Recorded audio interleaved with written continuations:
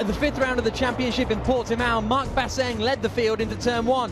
Frank Stippler and Tony Verlander got together in their Audi and Ferrari respectively, sending both of them out of the race, Stippler with rear right suspension damage. It was at the pit stop window though where the race really came to life. Marc Basseng coming in to hand over to his teammate Markus Winkelhock, and they came out just in front of the sister Mercedes. That car, driven by Thomas Jaeger, really put the challenge on for the race lead, but them going side by side through the final sequence of corners ultimately cost them. The Hexis Racing McLaren of Stef Dusseldorp was able to emerge in the race lead just ahead of the two Mercedes. A fantastic three-way battle for the lead then ensued. Going down into the hairpin at turn 6, the cars were three abreast, with Dusseldorp just holding on to the inside line. But once again, the Mercedes started to battle amongst themselves. Thomas Jaeger in the number 37 car feeling he was quicker than Markus Winkelhock. And indeed, coming into the final sequence of corners, he managed to get up alongside and make the move stick around the outside at turn 15 to get past his teammate and move up into second position. He would then start to close down on Stef Dusseldorp's McLaren, and at the same spot where they went three abreast one lap previously, he managed to move to the outside line and then get the cutback out of the hairpin to take the lead of the race. Much to the Hexis Racing team's disappointment as they saw the lead slip through their fingers. One lap later, and an almost carbon copy manoeuvre from Markus Winkelhock saw him moved up into second place. He just about managed to get the overlap going into turn 7 to make it an Al Inkel Mercedes 1-2. There was a little bit of contact further back in the field as Nicky Meyer-Mernhoff sent Laurens Vanthoor into a spin, but it was a 1-2 for the Alinkel.com Munich Motorsports pair, keeping them at the top of the team's championship. Jaeger and Pastorelli taking the victory ahead of their teammates Marc Basseng and Markus Winkelhock as the season moved into a 6-week break.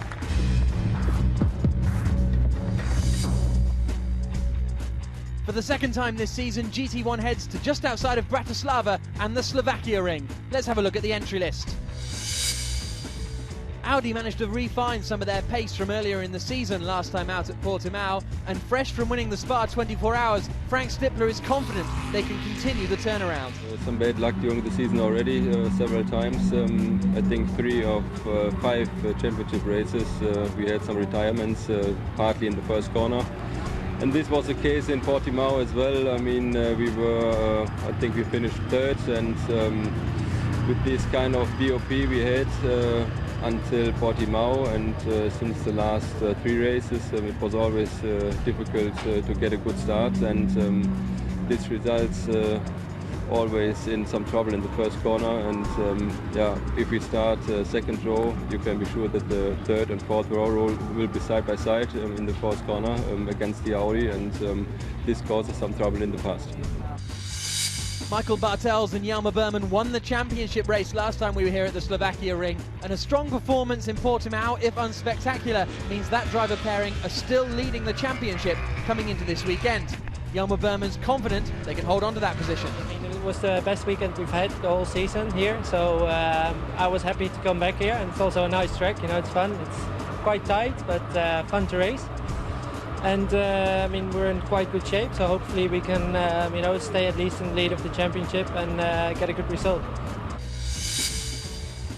Ferrari had strong pace in Portimao, locking out the front row in qualifying, but a season's best finish of 5th place for Francesco Castellacci and Enzo Ede hasn't been the way that they would have wanted their season to go.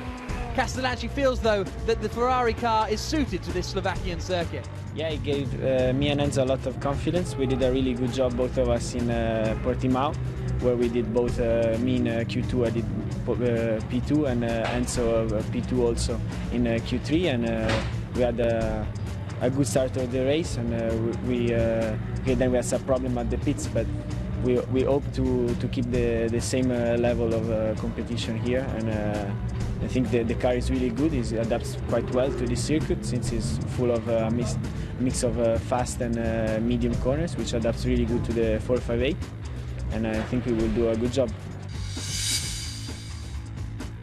The Sunred Ford GT team have still struggled to turn their outright pace into points. This weekend in Slovakia ring, Milos Pavlovic will be joined in the Ford GT by Andreas Zuber, who is now racing in his 3rd team of the 2012 season. Feels very good. First practice is now over.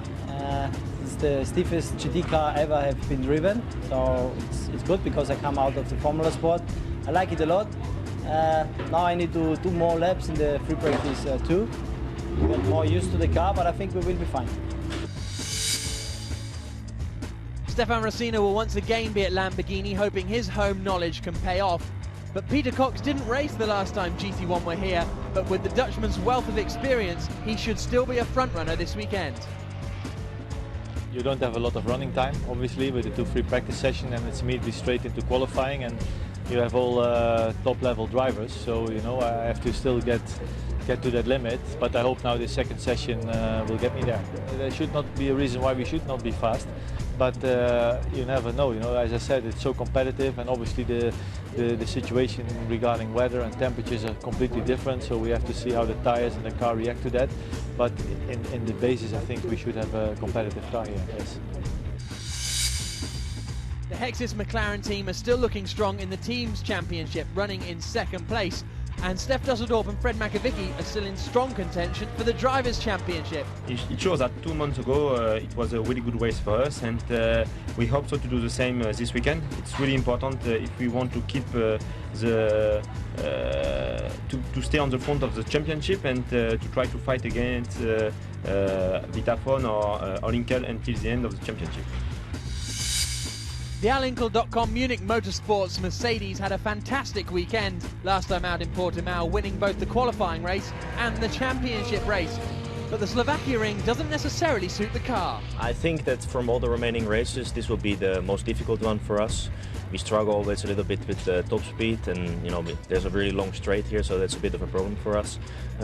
So we will see where we end up end of the weekend. We just have to try to make no mistakes and minimize the damage here.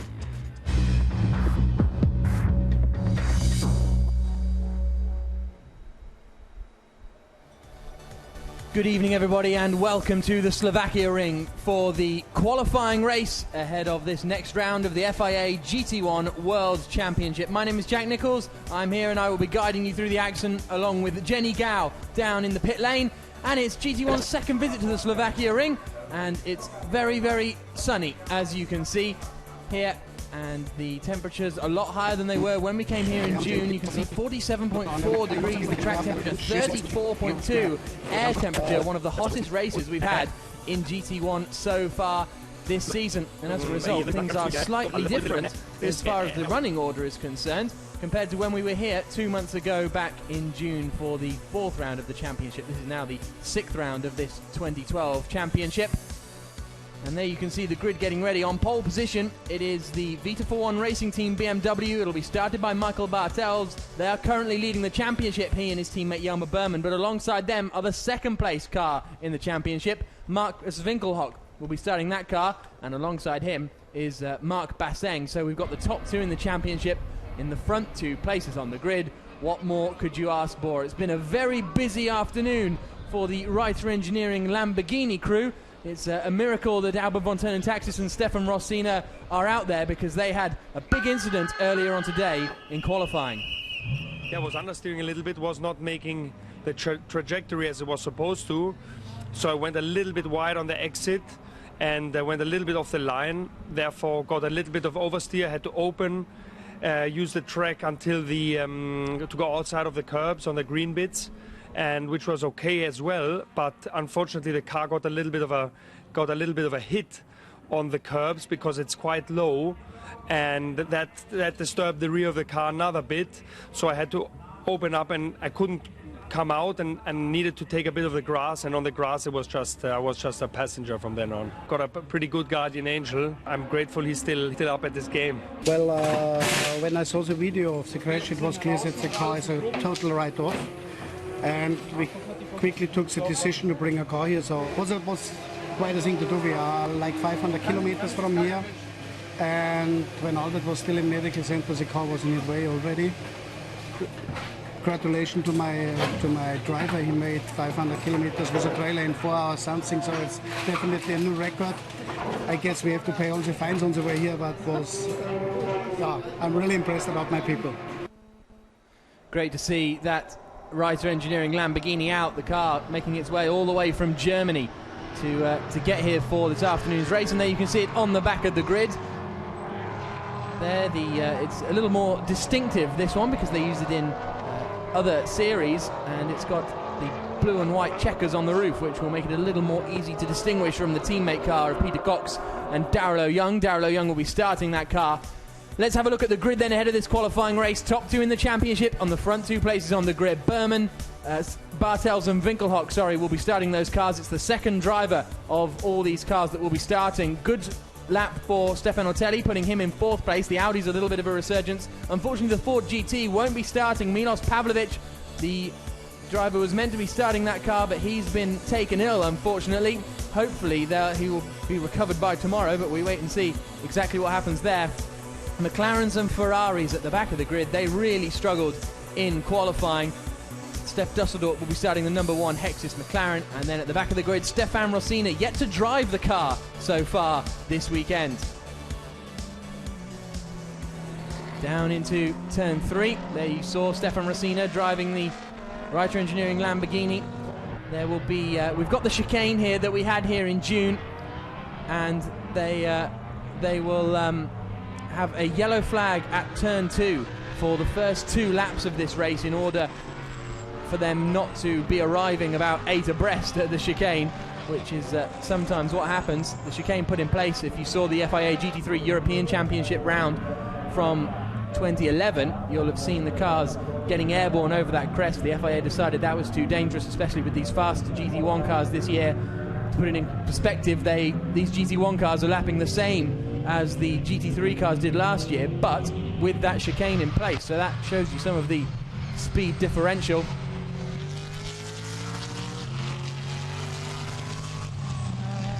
So who are we looking out for in this race? Well, primarily up at the front, it's the BMW and the Mercedes that are going to hold our attention down into turn 1. Michael Bartels and Markus Winkelhock going side by side.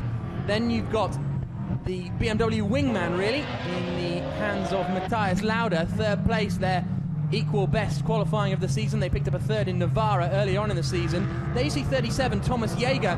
They're down in 8th place on the grid after being very quick in free practice. Unfortunately for them, they picked up a puncture in the final segment of qualifying, and as a result, they are going to be starting all the way down in 8th position. But they have a setup more geared towards race pace, whereas their teammates, Markus Winkelhock and Marc Basseng, starting on the front row of the grid, have a setup more geared towards qualifying. So that'll be interesting to see.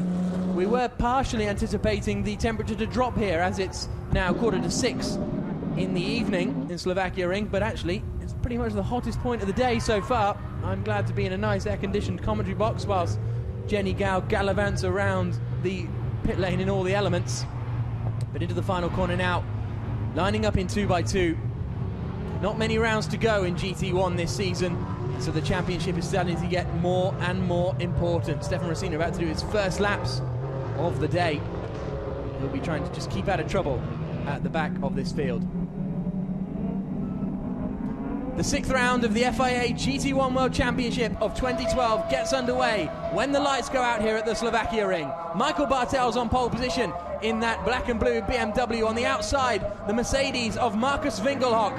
As the lights go green and away we go, down towards the first corner. It's a poor start, I think, from Laurens Vanthoor. He's dropped a number of positions already, but it's absolutely side by side for the lead into turn 1. Bartels will have the inside line and should be able to hold on to that lead position. A storming start from one of the Lamborghinis, making his way up there. I think that's Darrell O'Young has got a good start. Almost contact between him and one of the Mercedes, but away they go up towards turn 2, where the yellow flags will be out, so they will all have to get into single file through the second corner. That's going to be easier said than done. They all behave quite nicely and slot into single file as they come through this tyre chicane for the first time. Very quick chicane. Watching the GT1 cars down here is absolutely phenomenal. They now crest the hill and drop down into turn 3, where racing is once again allowed. So up at the front, Michael Bartels does exactly what he needed to do and holds the gap over Markus Winkelhock. It's still Matthias Lauda in 3rd place, but there's been a change between the Audis. Oliver Jarvis is now in 4th. Laurens Vanthoor has dropped all the way down to 7th or 8th position. Decent start from Alvaro Parent as well. And the Stefan Rossina Lamborghini made up a couple of places off the start there as well. So this is going to be now where we see the true race pace of these cars. Out into the left-hander at turn 9. Great sight these GT cars make. There is Stefan Rosina. He got a great start initially, but I think just got boxed out at the first corner. The big loser really, Laurens Vanthoor. You can see him now challenging Alvaro Parent. Vanthoor in the 32 WRT Audi R8, Parent in the number 2 silver Hexus McLaren. They come out of 12, down the hill towards 13. I don't think Vanthoor's going to be close enough this time, but he's going to be highly frustrated with how that start went for him.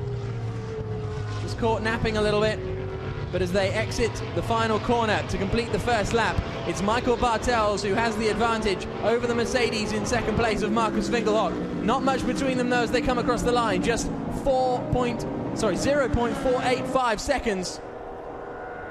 And Matthias Lauda is coming with them as well. Down into turn 1 again. Now Vanthoor's actually having to go defensive because he's being attacked by Felipe Salaquada. We've often seen the cutback work up into turn 2, but there will be yellow flags there for this second time through as well. There's been a stop-and-go penalty issued for car number 24, which is Stefan Rosina. After all that work, Stefan Rosina has been given the 10-second penalty. Actually, sorry, my apologies. That I thought that might be for a jump start because he got a brilliant start, but it's the penalty they've had to incur for running a different chassis after the incident in the qualifying session that we showed you earlier on. So apologies for that. Rosina will have to take that from 10th place currently. But the BMWs are very strong in this middle sector, but it's down the straights that they particularly struggle, and this will be what will be pleasing Markus Winkelhock, because the Mercedes feel they're a little bit weak in the straight line, and they think the only car weaker than them in a straight line is the BMWs, which is handily for them the cars they're in a duel with at the moment. Steph Dusseldorf in his Hexus McLaren. The McLaren's only managed a handful of laps yesterday in free practice, and as a result they've struggled to be on the pace this weekend. As the crowd watch on, a good crowd have turned up for this qualifying race. There'll be more here tomorrow for the main championship event, but out into the final sector now. You can see the crucial thing is being strong through that middle sector means that Michael Bartels can just pull enough of a breathing space over Markus Winkelhock behind him before they get into the third and then first sectors, where the Mercedes is strongest. Out through the final corner at 14. Now what are the relative lap times? They're all lapping, well, very similarly indeed. In fact, the quickest man on that last lap was Thomas Jaeger in that Mercedes with the yellow trim, running in 5th position at the moment as he tries to close in Oliver Jarvis in front of him. So we now have green flags at turn 2. The chicane will remain a yellow flag zone for the entirety of the race. So there will be no overtaking into this quick flick. Not that you would be able to overtake him there, really, anyway. They only just drop a gear down to 4th and fling it through the corner. Winkelhock running a little bit wide there through turn 3. Not quite getting the nose of the car in as well as he would have wanted. But the gap between them remained at half a second between first and second. If anything, it was Matthias Lauda that was the strongest on that last lap. Here's a look at the start then. The lights went green pretty quickly, actually. There you can see Rosina darting out. Watch out for Daryl O'Young in the first of the white Lamborghinis. Laurens Vanthoor in the Audi on the far right of your picture with the white wing. He started in 4th position, and you can see by the time they reach the first corner, he's already down in 7th, 8th place, really. And it was 8th place that he ended up in, so really not good from Laurens Vanthoor at the start there. Lost a number of positions.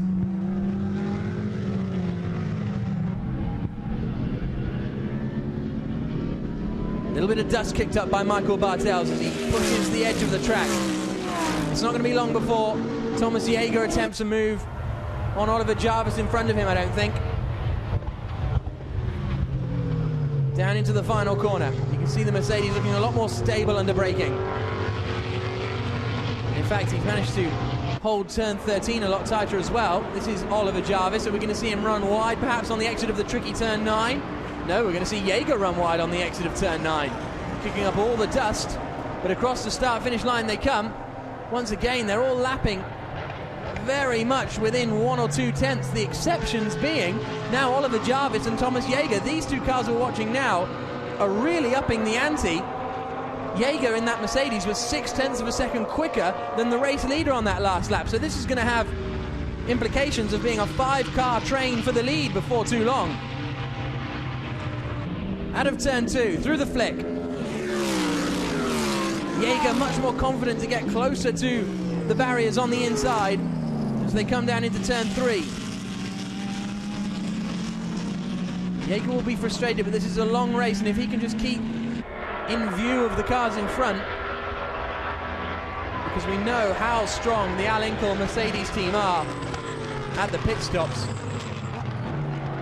It really is one of their strong suits, and how they've managed to find themselves leading the championship with only 3 rounds after this one to go. Down into turn 8. Oliver Jarvis a little bit out of shape. Is that going to give Thomas Jaeger an opportunity? Probably not into 9 because it's too quick a corner. But Matthias Lauda is holding his own. This is the first time we've seen the 17 BMW really stay strong. They've had flashes of pace and, in general, are able to match the pace of their teammates in the free practice sessions, but once the important time comes, they haven't really been able to hold a candle to Bartels and Berman. But for the first time, Matthias Lauda and Nicky Meermanov in the 17 BMW are performing very strongly. So this is the 5-car train for the lead. 3 brands, all doing battle. Then we've got a gap back to Darrell O'Young. Lawrence Vanthor behind, and Gregoire de Moustier. Sorry, Alvaro Parent, I should say. Has actually lost out on that lap. Yes, he has. So that's a change for position somewhere around there. Lawrence Vanthor has made it up into 7th position, getting past the number 2 McLaren of Alvaro Parent. Behind them, it's Felipe Salaquada in 9th, Stefan Rossina in 10th, Steph Dusseldorp in 11th, and Francesco Castellacci in 12th position. Quickest lap of the race, Thomas Jaeger so far on that previous lap, a 2-minute 3.185. There he is in the number 37 Mercedes. Jaeger and Pastorelli, as I mentioned earlier, having a setup really that's geared towards race pace, and that's certainly showing now. Not having it set for qualifying is why they are so far down in the order. That combined with a puncture, certainly in the race they're coming into their own. All they'll need is a little bit of clear air during the pit stop window, and they could well be challenging for this race victory. And the 8 points that come with it, only the top 6 get points in this qualifying race. It's more about setting the grid for tomorrow's championship race. Look how close Jaeger is. Really putting Oliver Jarvis under a lot of pressure. Little duck out from Matthias Lauda just to show his nose up the inside. So Marcus Winkelhock pushing for the lead and almost getting up the inside, because Bartels runs wide down there, and this could be an opportunity now, because Michael Bartels made the mistake going down into turn 10, and this has stacked them all up behind, out through the kink at 12. But if anything, actually, it's Matthias Lauda who looks in the strongest position in that second BMW. Down towards the final corner at 13 they come. Winkelhock has to go defensive, but Lauda isn't close enough to make a move. But this is really concertinaing everyone up together. Fantastic racing in GT1 in these opening 10 minutes as they head out onto the start-finish straight. I think Winkelhock should be safe for now, because Matthias Lauda's pace isn't quite in a straight line anyway. Shouldn't be enough to challenge him. Having a little nose towards the inside, but that mistake from Michael Bartels shows that he is pushing very, very hard indeed. But what a fantastic battle for the lead this is turning into. And Marcus Winkelhock is having to both attack and defend up at the front. Through turn 2. Down into the chicane, so that all just calms down for the moment. But what a fantastic 5-car train this is. Down into turn 3. There you can see 2 BMWs in the top 3. Mercedes in 2nd and 5th.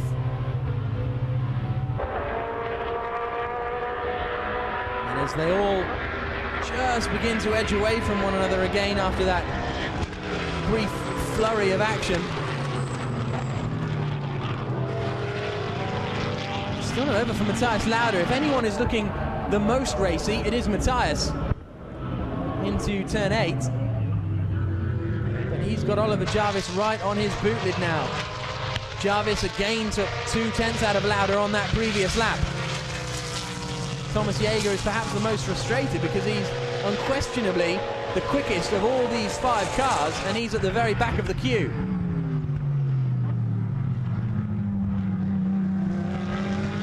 Hardly anything to separate them as they come through 10. Bartels has built out a little bit of a lead now after that mistake at turn 10 1 lap ago.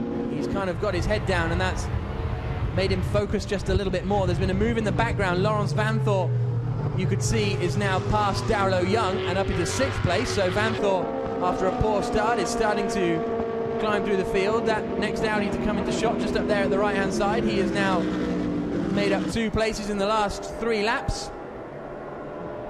Pit stop window will open in 12 minutes time, so that's when it'll all kick off again. But at the moment, it's a very even battle up at the front.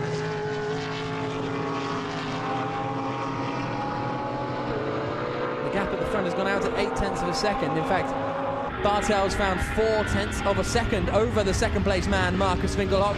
Let's hear from Winkelhock's teammate, Mark Basseng. He's down in the pit lane with Jenny. Yes, nervous times for you. We saw you watching that, but it looks like a really good start. Yeah, the start was good. We could keep the second position. With Marcus and Thomas, he gained the position, so it's quite well, and it's incredible racing. 5 cars in 5 seconds, so I think that is what we want to see. We always knew this was going to be close, didn't we? We'll see. The track is easy to make mistakes. A small slide on a turn in, like we saw from Bartels, and everyone gets stuck behind it. So I think we will see some overtaking maneuver. Thank you. Thanks. Well, there's 5 cars in 2.3 seconds at the end of that last lap, but Winkelhock seems to have just dropped off a little bit of pace because Lauda is all over the back of him and Bartels is pulling away. Now where's Oliver Jarvis? And he's slow on track with a puncture, according to race control. We haven't picked it up, but number 33 Audi, there he is. Oliver Jarvis has got a left rear puncture. What a disappointment for them after the disappointment of Portimao, where they finished the qualifying race in 3rd place and then ended up with a puncture and rear right suspension damage after the first corner. This race has just gone from bad to, well, from decent to bad for them now, because they are not in contention for the win anymore. What a real shame that is for Oliver Jarvis. That allows Thomas Jaeger up into 4th place. But where is that? Is that at turn 11, I think? So he's got a long way to go back to the pit lane, and I fear that's their race effectively over. 1.3 seconds the gap at the front goes up to, so Bartels has now got his head down and started to pull away. Winkelhock and Lauda running at similar pace, but it's all about the battle for 2nd place all of a sudden. Although it is going to be interesting when the pit stop window opens in 10 minutes time, because so much time can be won and lost here in the pit lane as Stefan Rossina comes in to serve the stop and go penalty. But it's great to see that car out on the grid after the travails it has had today, and well, real frustration for Oliver Jarvis as he crawls down the back straight. And Rossina exits the pit lane. The local man unable to use his local knowledge really today. Back to the battle for 2nd. Winkelhock's pace appears to have catastrophically dropped off really in these last few laps. Whether it's the tyres or the setup or exactly what, but ever since that mistake from Bartels, he hasn't really been able to capitalise. It's worth keeping an eye out for car number 32. Oh, there is Oliver Jarvis. He wasn't even at turn 10 when I thought he was. He's only at turn 9. He is, well, he's going to get back to the pits about 3 laps down.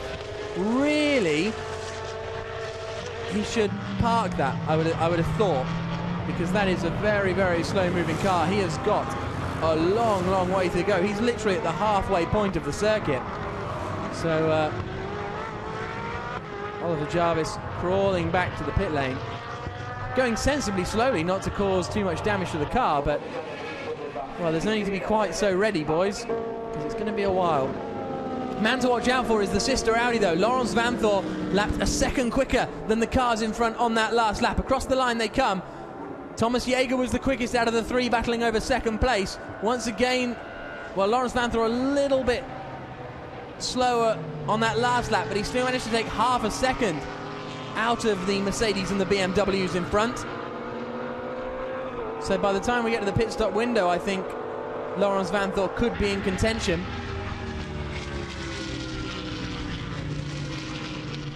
So let's hear from Vincent Vos. He's the Audi team principal and he's with Jenny. Vincent Vos, the question that guys are asking in commentary is, why isn't he just stopping? Why isn't Oliver just pulling over and parking the car up? Well, I think we better to take the car back here. We have some work to do on the car, so we will see what is possible to do. But yeah, bad luck again for the car number 23.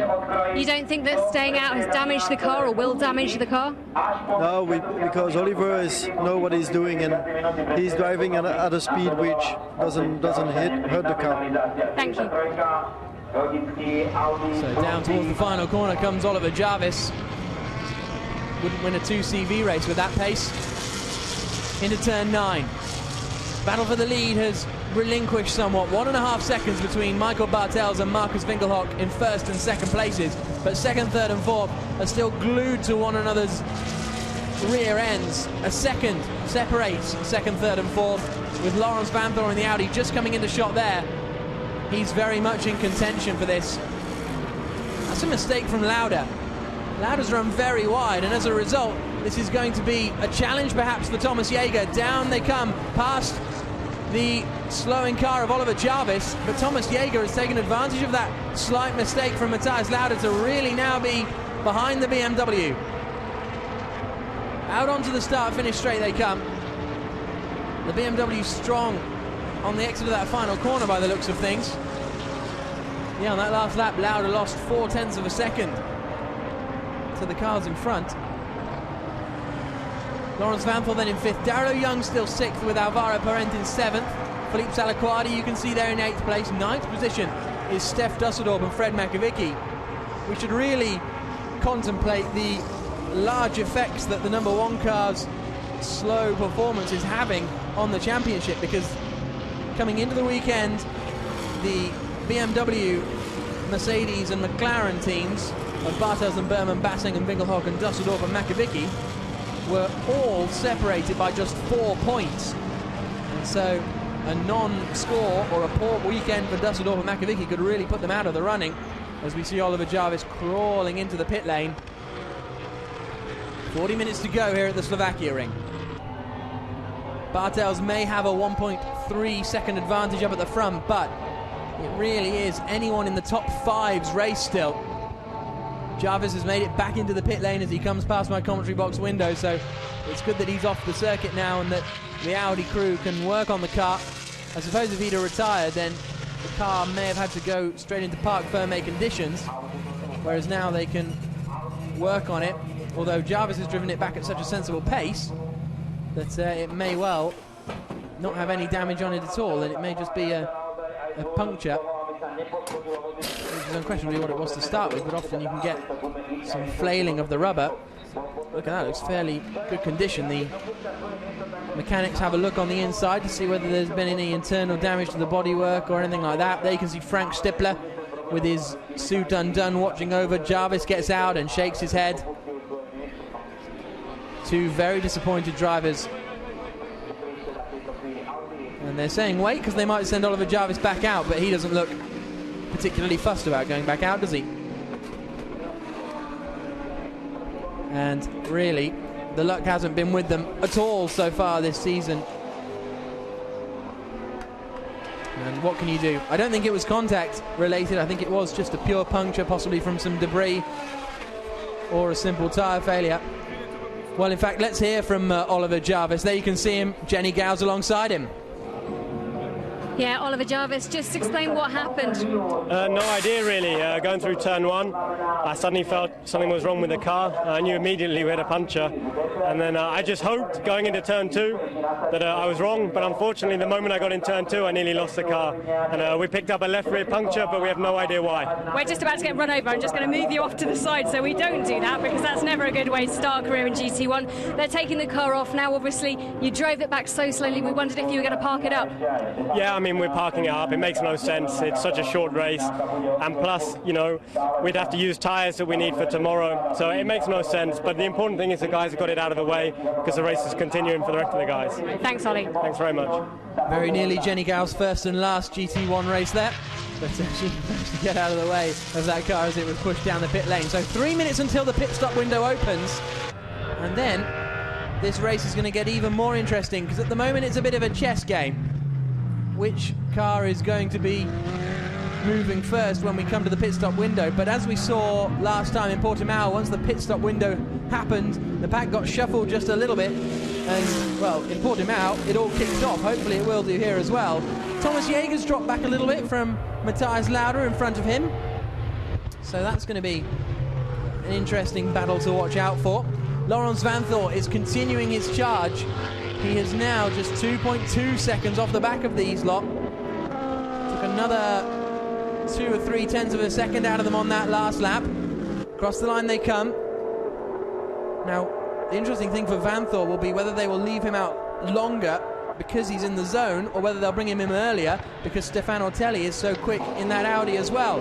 There's Jelmer Berman, all set to go for when Michael Bartels brings the car in. I'd imagine they're going to bring Bartels in as soon as possible, because Berman took pole position and is possibly the quickest driver out there, or the Berman is the quickest driver-car combination out there anyway.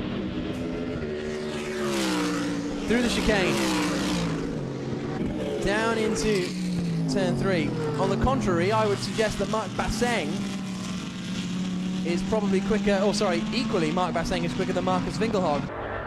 Certainly in the qualifying sessions we've seen so far, so they may well decide to pit him earlier as well. It's going to be a very interesting tactical battle. Marcus Winkelhock is having to hold off an awful lot of pressure.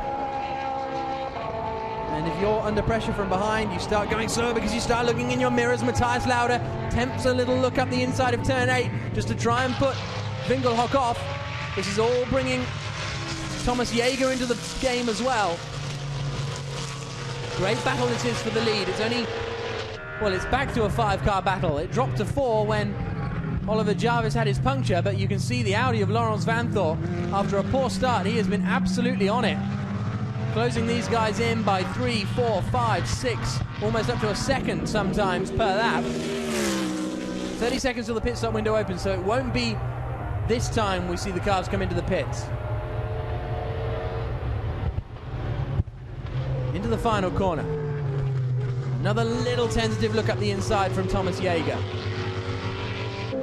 We saw him overtaking very strongly in Portimao, moving past his teammate and then past the McLaren to take the race lead. As they come down into turn 1, Vanthoor finds another second on that last lap. The gap is just down to 1.3 seconds between 4th and 5th place. Into the pits then comes Stef Dusseldorp to hand over to Fred Makovicky. The number 1 McLaren is the first car to come into the pits. And in he comes. Makovicky will take over, struggling with the pace of that McLaren so far this weekend. But the Hexus team very well drilled, and they'll hope that a bit of swift pit work and quick driver changes may get them out a little higher up. They came into the pits from 9th position. So really, any incident is good for them. Incident between cars 25 and 33, which is Darrell Young and Oliver Jarvis. No further incidents. Look at this, it's still all tight between 2nd, 3rd and 4th. I'm not quite sure what that incident is between Darrell Young and oh, there's an opportunity. Matthias Lauda's gone very slow out of 8. He has to cover the inside line because Jäger was right with him into 9.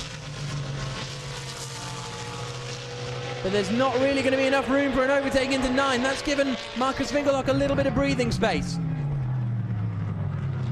Into the hairpin of 10. The pit stop window is now open, so which of these 5 cars is going to blink first? Because look, there's Vanthor. He's absolutely on it today. Very impressive drive so far from Laurens Vanthor. And when he hands over to Stefan Otelli, don't be too surprised if we could see a WRT Audi in the hunt for the win for the first time since Solder, all the way back in April.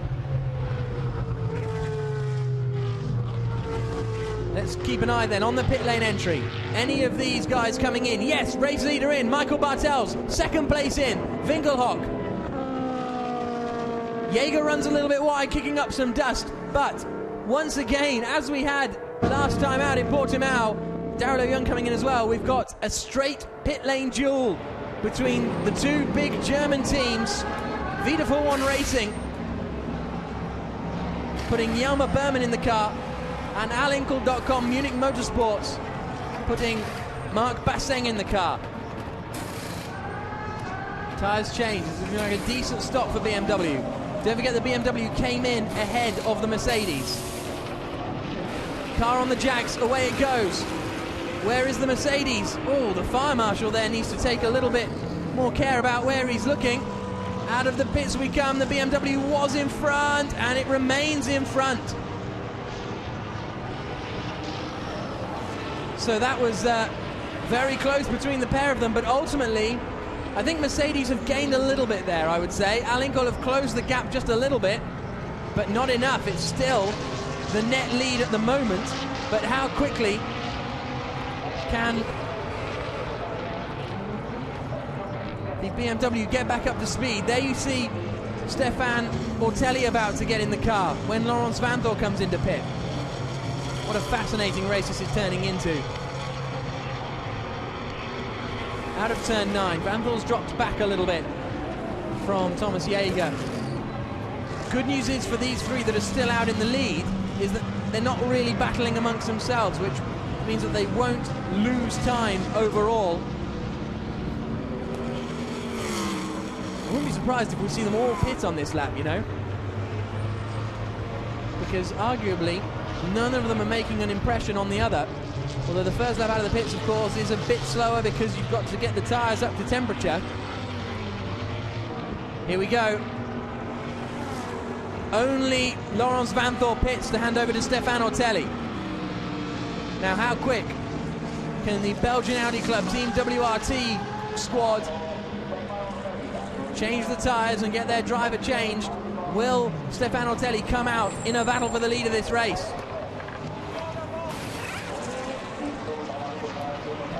Otelli gets in. Vanthor helps him strap in.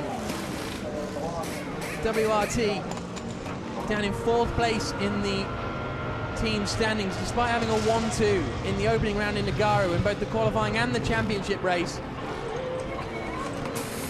Algarve was their first podium since then. And I think this isn't going to be good enough for WRT. It looks like a pretty slow pit stop. Away he goes now, but the race leaders have already gone well past. Down the straight, perhaps there may have been a problem with one of the tyres, but that has not worked out well for WRT. Stefan Otelli comes out. Is that... no, that's Stefan Rossina. He's only going to come out just in front of Peter Cox in the Lamborghini. In fact, Cox might, with his tyres up to temperature, fancy a look at Stefan Otelli here. So that has not worked out at all well for WRT. Let's have a look as they come towards turn 2. I think Otelli might just have enough of a cushion, but from that commanding drive from Laurens Vanthor to heave himself back into contention, he's lost out. The pit work not quite as slick for the WRT crew. Matthias Lauda is pulling away from Thomas Jaeger in the end of his stint. He's just at the fastest lap of the race, a 2-minute 3.133. He's been told to push on his in-lap, and he has very much pushed. Into turn 13. If he comes in this time, this BMW could be looking at, he's staying out, because why not? He's certainly got the pace. Jaeger's staying out as well, which is a little bit surprising, because he's clearly dropping back. Lauda comes across the line to do a 2-minute 2.734. Matthias Lauda is absolutely flying out there. He's pulled the gap up to 2.2 seconds to Thomas Jaeger behind. This is a sterling performance from Matthias. Oh, but he's pushing really hard. Sticks 2 wheels in the gravel on the exit of turn 1. He knows that a good job here could see he and his teammate Nicky Mermanov take the lead of this race. Into the pits comes Philippe Salaquada, I think that was. Yes, it was, to hand over to Tony Verlander. Into turn 3 comes Jaeger. This, I think, will have to be the pit stop for the race-leading BMW. There you saw Michael Bartels getting a little bit warm after his half-hour stint. Hjalmar Berman responds, though, with a 2-minute 2.2. So the BMW's trading fastest laps here. This is going to be an interesting battle on the exit of the pits. What can Thomas Jaeger do as well? Because he's not entirely out of contention if the Alinco team can have a good pit stop. Hjalmar Berman is 1.7 seconds clear of Marc Basseng. They pulled out 0.4 of a second on that last lap. But yeah, this will definitely have to be a pit this time for Matthias Lauda, because he will not have enough time to set another lap, even at the blistering pace he's going, and then come into the pit lane. He's done a 38.0 in the middle sector, which is decent. Not a great middle sector, actually, for Matthias, so he's lost a bit of pace, has to tap on the brakes. The tyres probably starting to give up. Into the pits he comes. Thomas Jaeger will follow him in as well. So we've got another straight fight between the BMW and the Mercedes in the pit lane. Jaeger looking pretty tentative as he came into his stops there. There's the BMW in the pits. Nicky Mermanov taking over. They have a real chance, if this is a slick pit stop, of taking the lead away from their teammates. You can see in behind Alvaro Parent coming in to hand over to Gregoire de Moustier. Here are our net race leaders at the moment, though. The BMW coming into the final corner. Away goes Nicky Mermanov. Eventually, that was a bit of a slow getaway. And Bartels is coming out of the final corner now. This is going to be pretty close between Bartels and Mermanov, and the Mercedes has jumped them both. The Mercedes might be about to take the lead of this race. No, Bartels has just got enough speed, but that is going to be the battle for second place now, and it's just going to be held by the Mercedes. Brilliant pit work again from Al Inkel, and all that fantastic work from Matthias Lauda comes to naught because Nicky Mermanov, for whatever reason, had a bit of a slow getaway from the pit lane. Hopefully we may even find out if there was a problem. Hjalmar Berman is absolutely flying. He's done his personal best in Sector 1 on that last lap, and the best of anyone in Sectors 2 and 3. That's how he's managed to come back out in such a comfortable lead of this race. A little look up the inside from Mermanov, because Pastorelli's gone wide, has to back out of it. That was an ambitious move from Mermanov. The gap was there, but it was always going to close, because even though Pastorelli had gone wide, that always meant he was going to apex late instead. Bit of overexcitement perhaps from Nicky.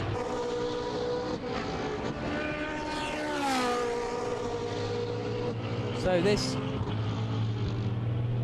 race has pretty much remained how it was before the pit stops after that window. The only real change being the leapfrog there of the Mercedes getting past the BMW. But there's our race leader, Hjalmar Berman. Second place is the number 38 car of Marc Basseng. Third position is the number 37 car of Nicky Pastorelli. And then in fourth place is 17. Here you can see Mercedes goes wide. Mermanov thinks, oh, I'm having some of that. And then realizes actually that the Mercedes is going to come back in and absolutely chop his nose off. So Mermanov has to back out of it. They come down into the final corner. Nicky Pastorelli is able to hold on to that position, but Hjalmar Berman heads out onto the start-finish straight. Hjalmar Berman comfortably leads here at the Slovakia ring. Let's hear from his teammate, Michael Bartels. Yeah, Yes, Michael Bartel, that was an incredible stint for you, and looking at Mateus as well, very good, but he just got pipped, didn't he, in the pit stops? Yes, there was a small problem here in go away. I think the ignition was not on. So when Nicky realized this, of course, you lose tenths by tenths or even a second, but they are in a close fight, so it's still half an hour to go. But it's very close racing, as we expected yesterday after the qualifying, or this morning. And yeah, I think we are performing well. Jelma is doing a very good job, very quick lip times, and hopefully we can bring it home. All right, good luck. Thank you. Man, Melnoff is really pushing Nicky Pastorelli hard, despite that mistake, or that half-hearted attempt on that last lap. He dropped back a couple of car lengths, but he's immediately reeled it back in. So it's impressive stuff from Melnoff.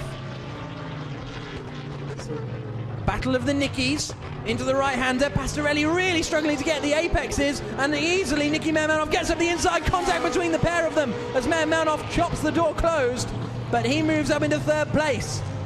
Nicky Pastorelli really struggling to get the car stopped and turned in time. And Melnoff saw the gap. He's pretty ruthless when he's behind the wheel. Very happy chappy outside of the cockpit. But as soon as that visor comes down, like most of these guys, he becomes ruthless. Into turn 6. Look at this, Pastorelli goes wide. Melnoff says, oh, hello. That looks like a tasty BMW-sized gap. Through he goes. Pastorelli might be a little narked that there wasn't enough room left for him at the left-hand kink. But ultimately, I think Melnoff had enough of an advantage. So, impressive drive so far from Nicholas Melnoff.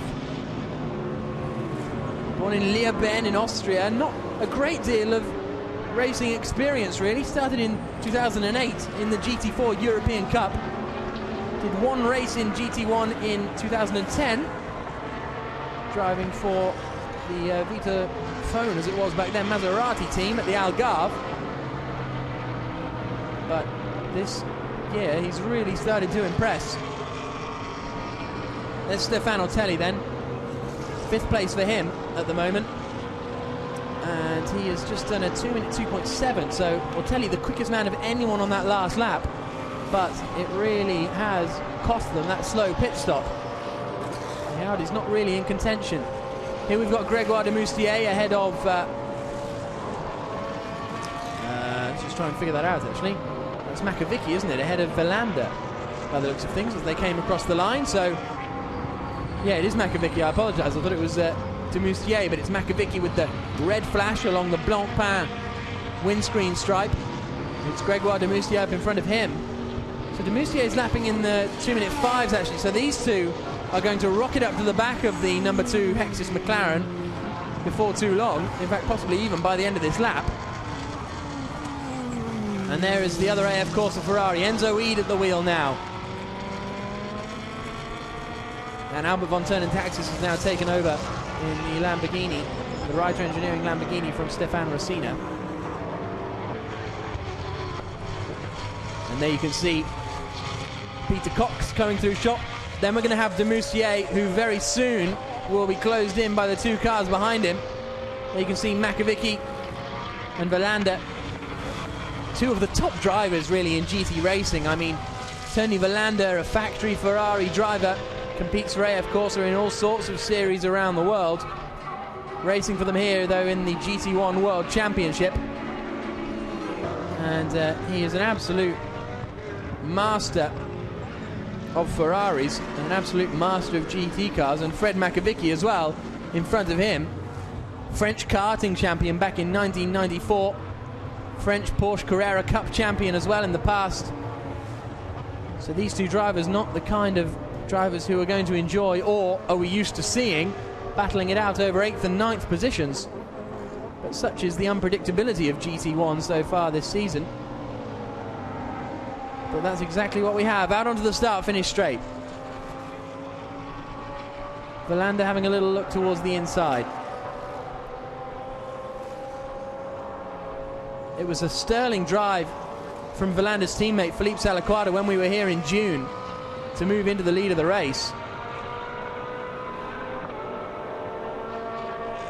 But the Ferrari pace and the McLaren pace, really, when we were here in June, they were both very strong. Let's hear from that man that I just mentioned, Philippe Salaquada, his teammate Tony Villander, battling hard. He's with Jenny Gao. Some intense battles out there, Felipe, at the moment, and a tough session. Yeah, it was really difficult because in the start I was stuck in the cars and I don't want to crash with them, so I released in the first corner. I lost 2 places. I was already almost behind them, in front of them a little bit, but they've been so it was not so easy. And then from the middle of the race stint, I was struggling with the front tires. I had a lot of understeer, and I couldn't really fight with the car in front of me. So that's it. Thank you. Thank you. So Philippe Salaquada a little bit disappointed. They will go away and try and sort something out for tomorrow. The battle has closed in for second place. So not only has Niki Mermanov impressively got past Nicky Pastorelli, he's now got his sights set on Marc Basseng. That last lap, Mermanov did a 2-minute 1.956. Phenomenal pace from Mermanov in this BMW, and he's now right in the slipstream of the Mercedes as they come across the line. 5.5 seconds the gap at the front, but only 0.1 seconds between second and third places. Into turn 1. 17 minutes to go. It's going to take a sterling effort from Marc Basseng to hold this second place. But he's kind of got nothing to lose, really, because a lot of the times you may think, well, if I end up defending too hard, I'll just get swamped by the pack. But he's got enough of a cushion over, firstly, it's his teammate in 4th place, and then it's another 6 seconds back down the road to Stefano Telli. So Marc Basseng really can defend for all his life is worth and not really lose out, unless he and Mermanov come together, of course. But driving standards so far this year in GT1 have been absolutely fantastic.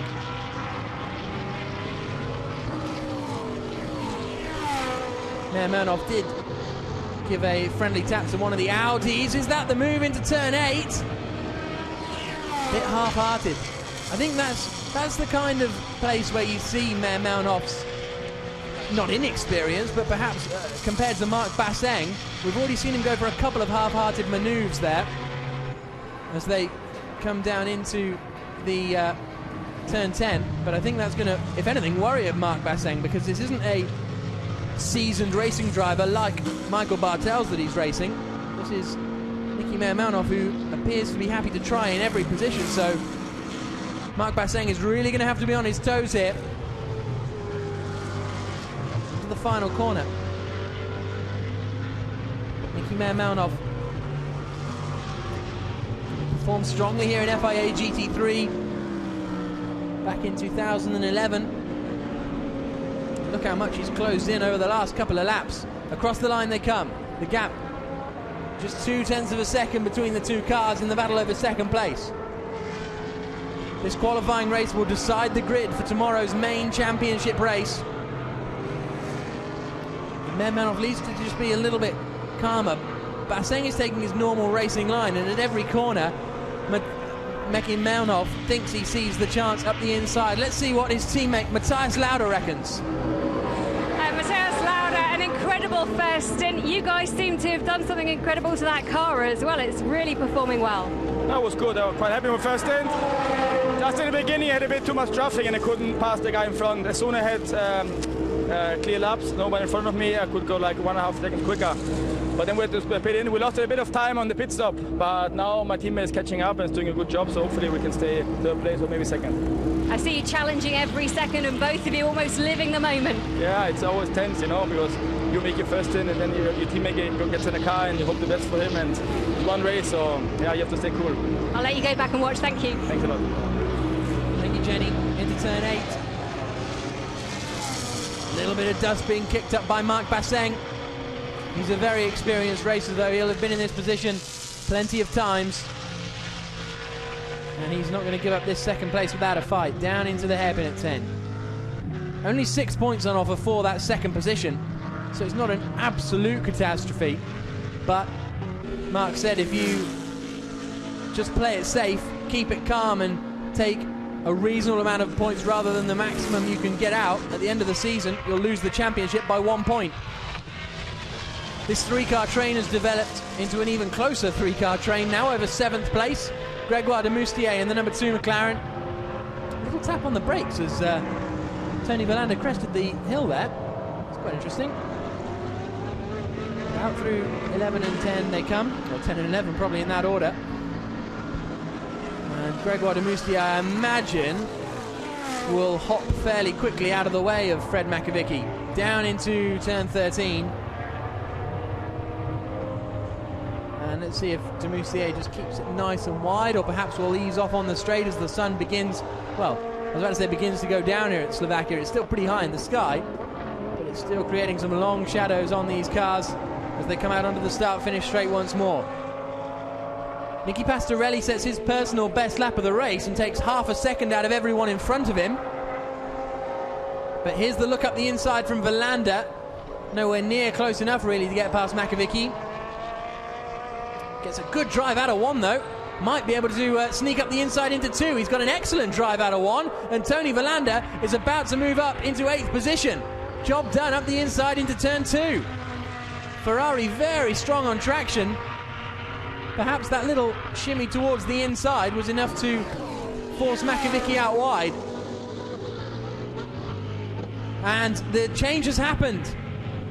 Marc Basseng is now behind Nicky Meyer-Melnhof. You can see Meyer-Melnhof up in front.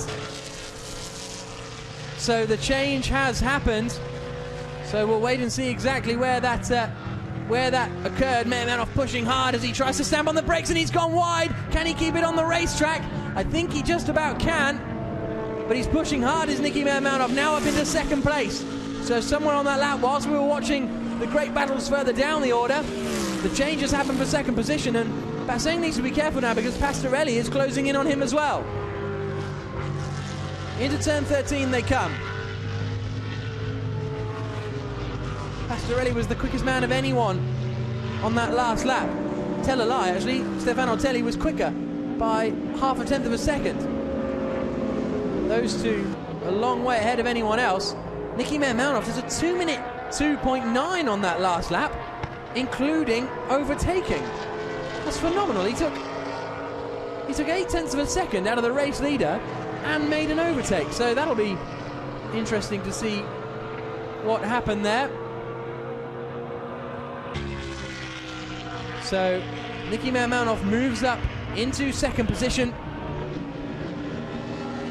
getting the job done just as we were watching the move into turn 2 between the Ferrari and the McLaren. Down into turn 3, what can Meyer-Melnhof do now? He's got 5.5 seconds to his teammate in front, but I don't think really they're going to challenge each other. Here's a look. Into turn 1 we come, and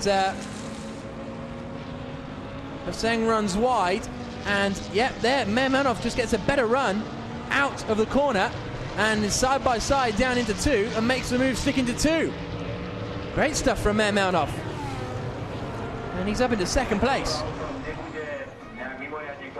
Matthias Lauda looking pretty satisfied with that. And this could well be the first 1-2 of the season for the V241 racing team. 10 minutes to go here at the Slovakia ring. And there is Nicky Meyer-Melnhof. Him and Matthias Lauda have been absolutely on it today.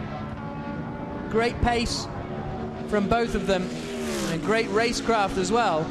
For Berman and Bartels up the front, it's been fairly straightforward. It's always a difficult race up at the front, of course, but they've had no one really to battle with. But Meyer-Melnhof and Lauda have had to work hard for this 2nd place, and if they can keep it for the remaining 10 minutes or so of this race, they're going to be a very satisfied pair.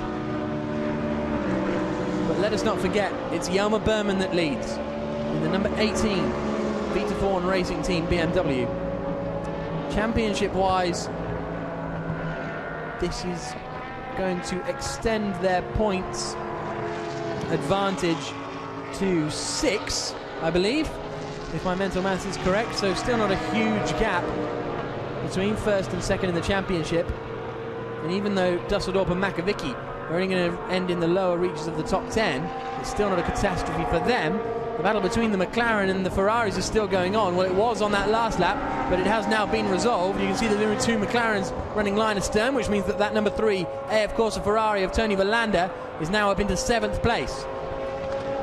So Verlander's managed to find a bit of pace. He's got 15 seconds to close down on Peter Cox in front of him, and is lapping at about the same pace, so I don't think that's going to be anything of note. Will these McLarens do a bit of a switcheroo? Into turn 2. Gregoire de Moustier doing a solid job to stay ahead of his teammate Fred Makovic through the chicane. And Makovic looks towards the inside line. Here's a look at the replay. It's, well, this is the first move, isn't it, from Verlander? This is how he got past the number 1 McLaren, which we saw live. He just gets better traction, almost identical to the Meyer Melnoff move, in fact. Pulls to the inside line and gets the job done into 2. We saw a lot of those moves back in June. I'm surprised drivers don't defend a little harder on the exit of 1. And there has been the move between the 2 McLarens as well then. So Fred Makovic in the number 1 McLaren now up into 8th place. De Moustier down to 9th. Enzo Ede in 10th, and Albert von Turn and Taxis in 11th position. With less than 7 minutes remaining now.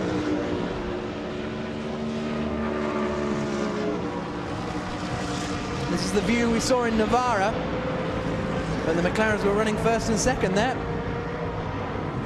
Here, it's 8th and 9th. Very difficult weekend so far for the Hexas team. They'll be hoping they can find something, though, in the remainder of this season.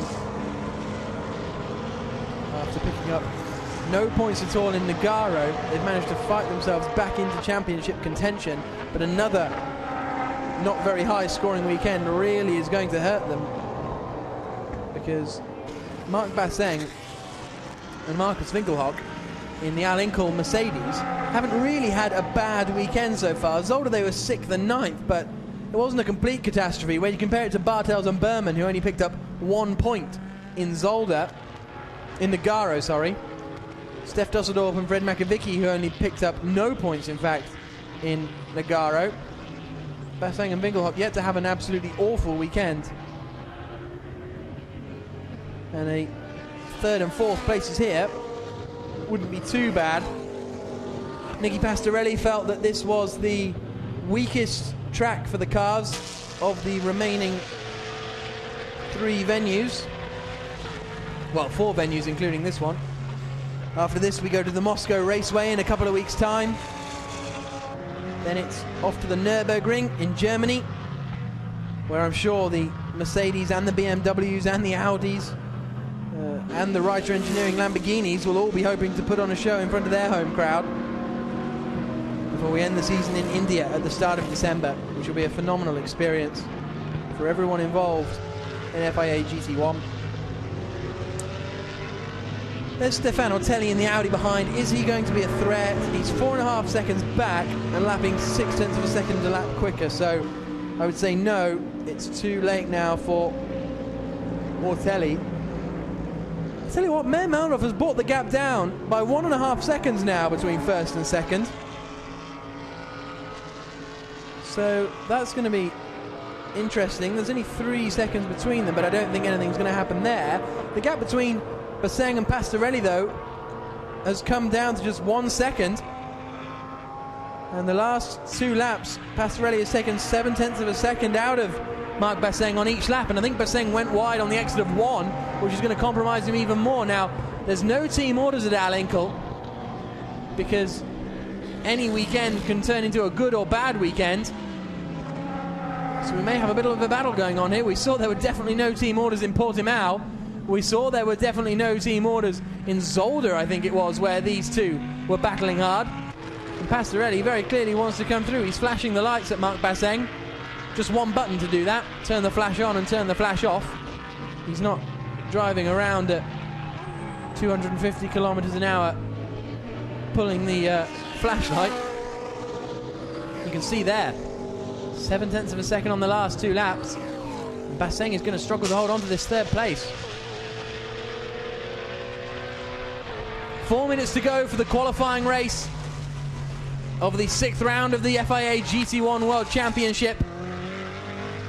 And we're watching a battle between the two teammates, the two Alinkel.com Munich Motorsports teammates. Marc Basseng in front with the red flashes. Team boss as well. Nicky Pastorelli behind with the yellow flashes. It's the German versus the Dutchman into turn 13.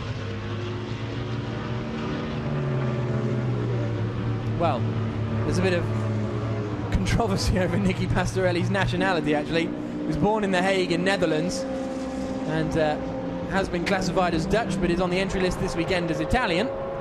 So somewhere in between Holland and Italy is Nicky Pastorelli's country of origin. 3 minutes to go. The flashing still going on. Little look up the inside into one. Not quite sure what that was about. Actually, I wonder if Pastorelli thought Basseng was going to let him through or something, but I would be surprised if that was the case. As they come now into turn 2 around this Slovakian circuit, then into the quick chicane, which really has been something of a spectacle. We're all quite worried about how it would be, but it actually looks pretty cool when they go through there in 4th gear. It hasn't really affected overtaking either, because there's still moves going on down into turn 3. But where is Pastorelli going to decide to make his move? Alinkel need to be a little bit careful, because they are still at the top of the teams championship. They've made it clear that that is their main goal, is winning the teams championship. And they're currently on 156 points ahead of the 109 of Hexis Racing. So, and with Hexis Racing about to non-score, this will do them a decent amount of good.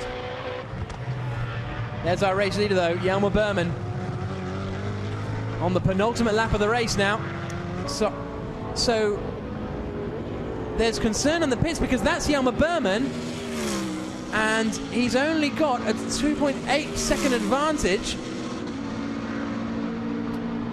Well, we're receiving some message from the pit wall that there's concern from BMW over one of the cars. So it could possibly be, well, thumbs up there. So thumbs up all around, in fact. Well, that's a concern. On to the final lap we go.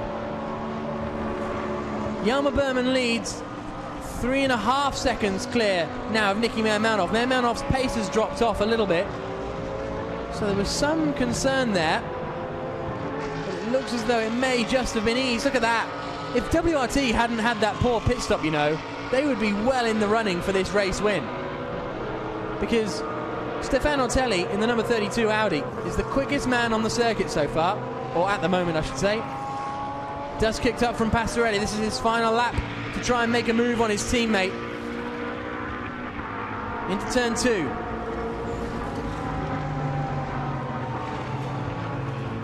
I don't think he's going to be close enough, you know. That run wide on the exit of turn 1 has really affected him. Mortelli was on it through the chicane, wasn't he? He closed in a lot through there. It's been a great drive from Mortelli and Van Thor. It's a real shame that the pit stop didn't work out for them.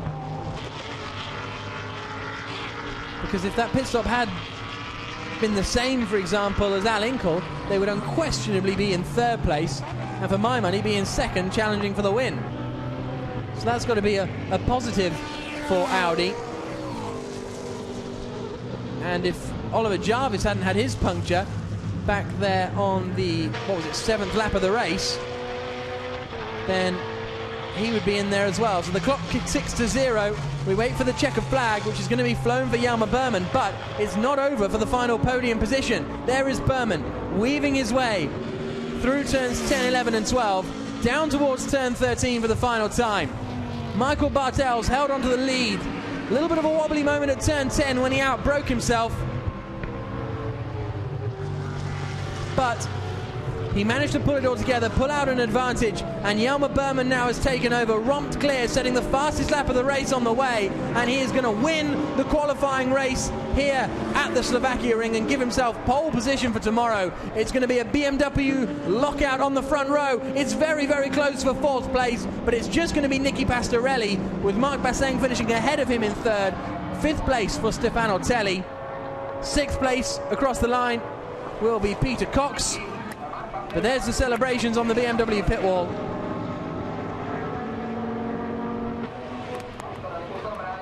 And the V241 racing team win the qualifying race as they did in Zolder back in April. Their second qualifying race win of the season. Peter Cox came across the line in 6th, then 7th for Tony Verlander, 8th for Fred Makovicky, and it's going to be 9th place for Grégoire de Moustier, 10th place for Enzo Eid and Albert von Turnen Taxis, ending the race in 11th position. And the checkered flag falls on what was an entertaining qualifying race here in the Slovakian evening. Congratulations to Berman and Bartels. They're going to be pretty satisfied with that, I think.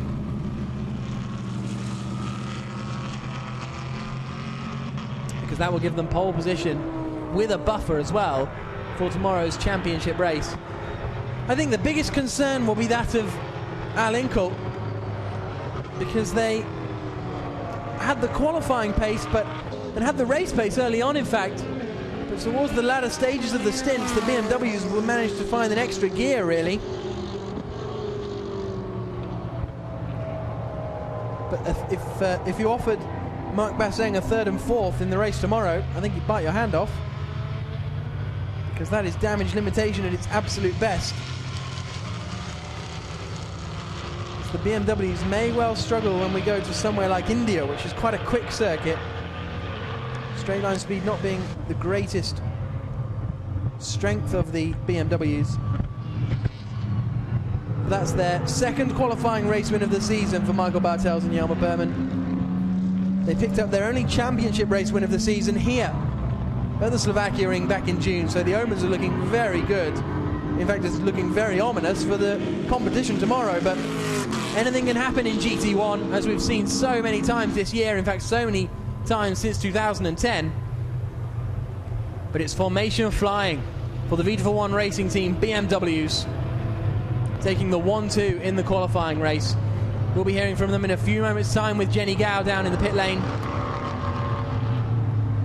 And, impressive drive from Meyer-Melnoff and Lauda, actually. I think Berman and Bartels may have won, but Meyer-Melnoff and Lauda had to do it the hard way and had some great pace in there as well. I've no doubt Berman backed off and just kept it all comfortable. But Meyer-Melnoff and Lauda, easily their strongest race performance of the season so far. And there is Matthias Lauda.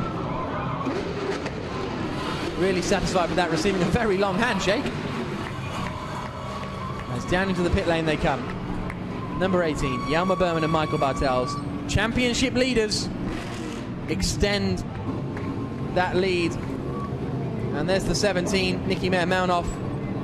Good drive from him. Had to pass both of the Mercedes on the track and did so. And Matthias Lauda very pleased with him indeed. Out they climb.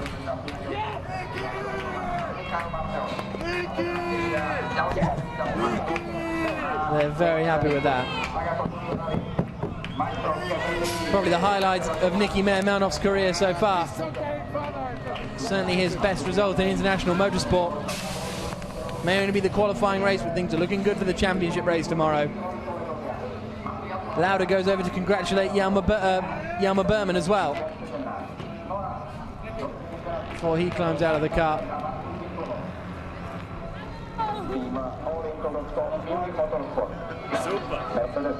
Super is the congratulations for Meyer-Melnoff. And finally, climbing out of the car is Jelmer Berman. Solid drive from him. He's happy with that. He secures pole position for tomorrow's championship race. And he goes to congratulate his team. It's going to be a very V241 racing team heavy press conference in a few minutes' time. Jelmer Berman winning this race for the V241 racing team. There's our third place man, Marc Basseng. He and Marcus Winkelhock, I think, will be fairly satisfied with that third position.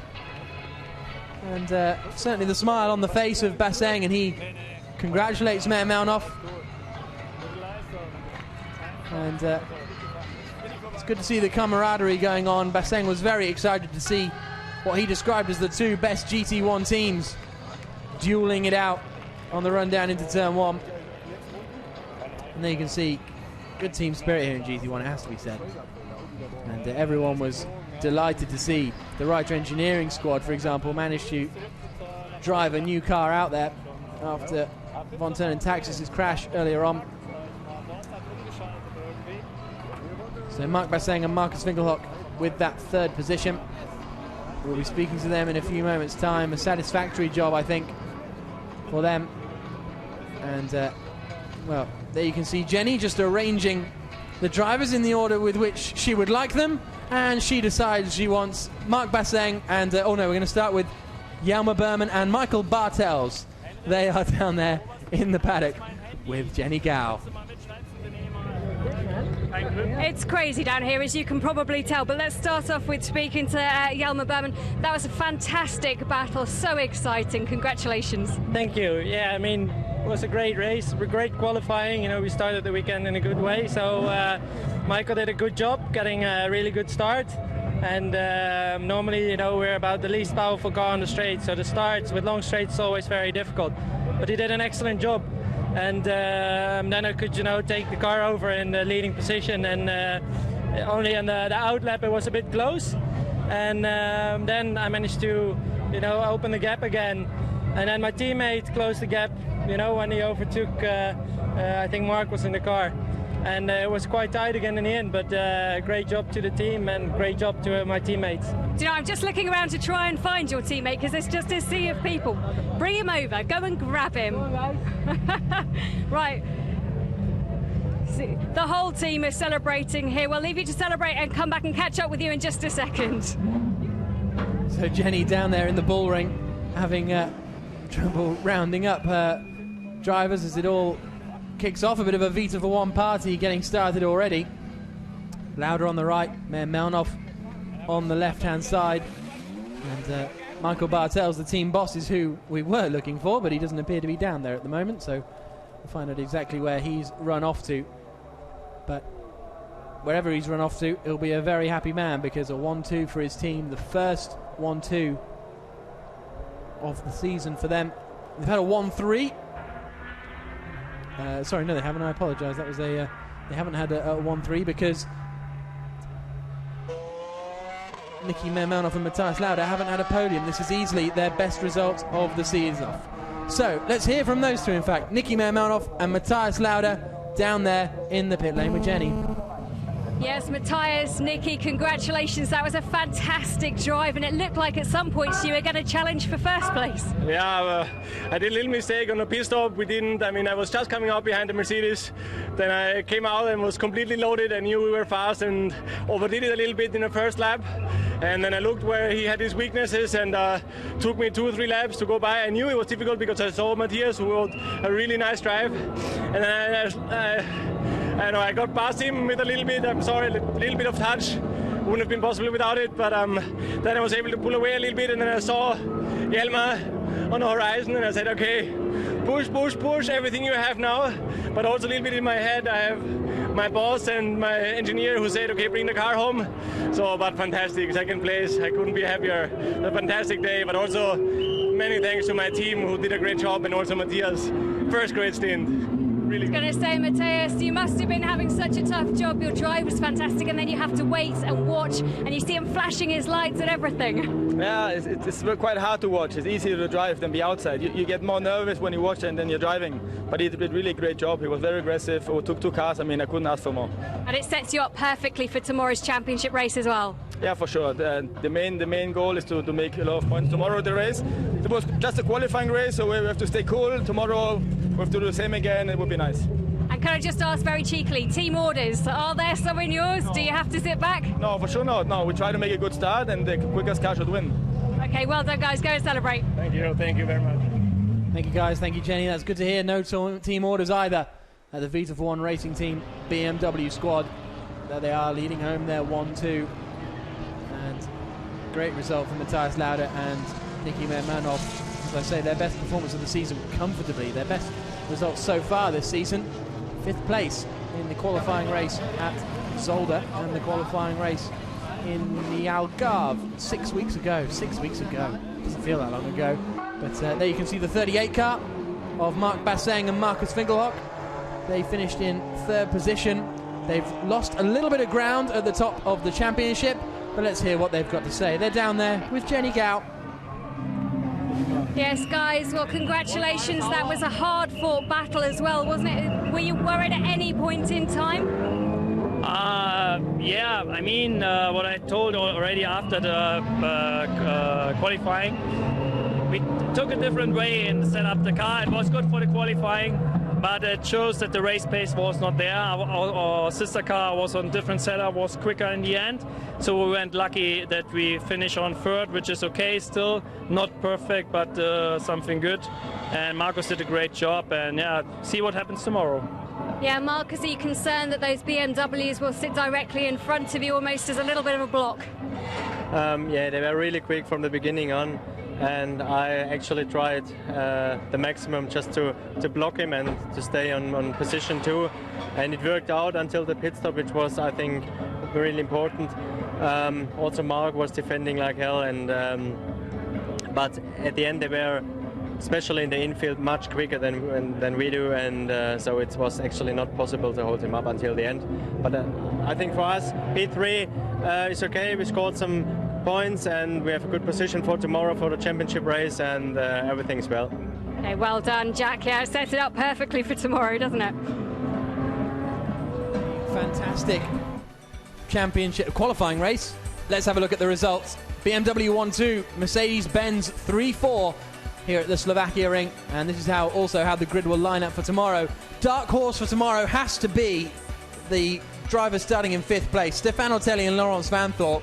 Absolutely undeserved 5th position. It was just that slow pit stop work that cost them. They are very much going to be in a battle for the race win tomorrow, mark my words. Peter Cox and Darrell Young finishing in 6th place. Ferraris of Verlander and Eade in 7th and 10th. The two McLarens in 8th and 9th. Von Turner Taxis and Stefan Rossina in 11th place, and unfortunately the retirement of Oliver Jarvis. So at the race start it was a duel between the two drivers up at the front. It all was fairly uneventful up at the start. Laurens Vanthoor, the big loser, as they came through the quick chicane for the first time, kicking up a great deal of dust as they plunged down into turn 3. We had a mega 5-car battle for the lead that developed. But Michael Bartels, it was, who started the number 18 car, was able eventually to pull away. Oliver Jarvis had to retire from that battle for the lead with a left rear puncture. No contact or anything, just either a tyre failure or some debris that he picked up out there on the circuit, meaning his Pirelli did not last the distance. A little bit of contact between the Mercedes and the BMW as they scrapped hard. Matthias Lauda just about holding off Thomas Jaeger for the majority of the opening stint. When the stints came, Hjalmar Berman got in the car, and it was a very good stop, in fact, from the BMWs. And they managed to hold their advantage over the 38. Albert von Turner Taxis excited to get back in his car and get back into the race. Matthias Lauda and Thomas Jaeger continued out at the front. A little bit of a run wide for Matthias Lauda, didn't hurt him too much. Their biggest pain came when they came into the pit lane and didn't really get a particularly quick getaway. There you can see the ignition not set right, so when they came out of the pits, they were both behind Nicky Pastorelli's Mercedes and Marc Basseng's Mercedes. But credit where it's due, Nicky Mermanov got on it and decided to attack, try and make it a Vita for One Racing Team 1-2, and attack he did, getting up the inside into turn 6, just about squeezing past Nicky Pastorelli, who was struggling with the front end of that car by the looks of things. And then Mermanov managed to make it a 1-2, coming into turn 2, got up the inside and managed to get past Marc Basseng to move into 2nd position. Hjalmar Berman and Michael Bartels had a pretty quiet race ultimately out at the front. It was thumbs up for Vita for One as they came across the line to take a 1-2, their first 1-2 of the season, best result of the season as well for Mermanov and Matthias Lauda, and they will lock out the front row for tomorrow's championship race. You can see the action live at 1 o'clock local time, and it's going to be an absolutely fantastic race, no doubt about that. From Jenny Gao down in the pit lane and myself, Jack Nichols, thank you very much for joining us for this GT1 qualifying race. See you 1 o'clock tomorrow local time for the big championship race.